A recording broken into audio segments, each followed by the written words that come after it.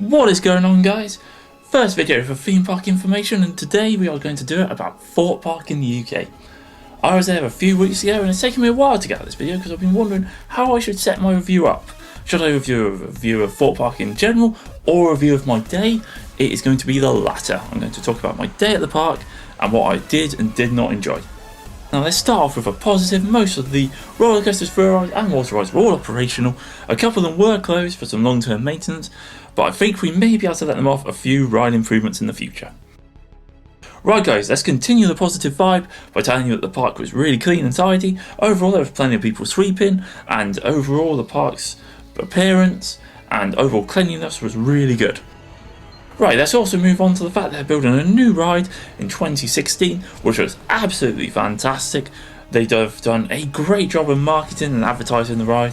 I really can't wait for it to open. It's a real positive because Thorpe Park really needs a new attraction. I've not built a major ride for quite a few years since the Swarm. So overall, massive thumbs up for myself about that one.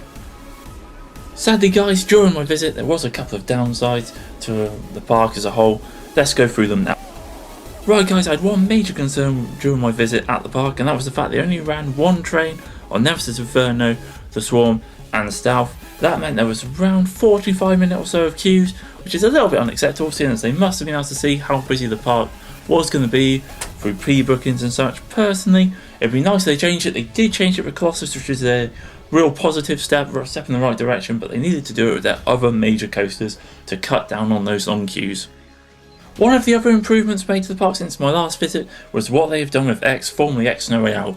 They've made it a really enjoyable family roller coaster with the fact it's now forwards and in a generally dark setting but with flashing lights, huge colours, absolutely brilliant with a rocking soundtrack. What more can you want about a ride?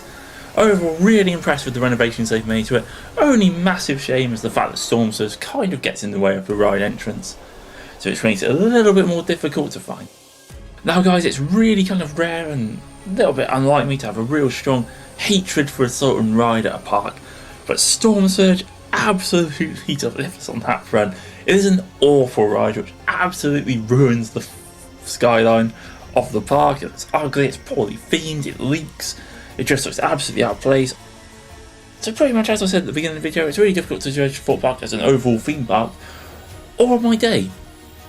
Now I personally think it has to be done on the day I went, at which point it'd probably get a 6.5 out of 10 around there. I mean overall the park was tidy, the rides worked, but only one train really kind of ruined the day somewhat. It was really meant that I was queuing longer than I needed to. Massive thanks to coasterforce once again. All the views in this video are my own opinion, not theirs. They just simply happen to love theme parks as much as I do. Thank you very much guys, and I hope you enjoyed the video. See you on the next one. Like, comment and subscribe.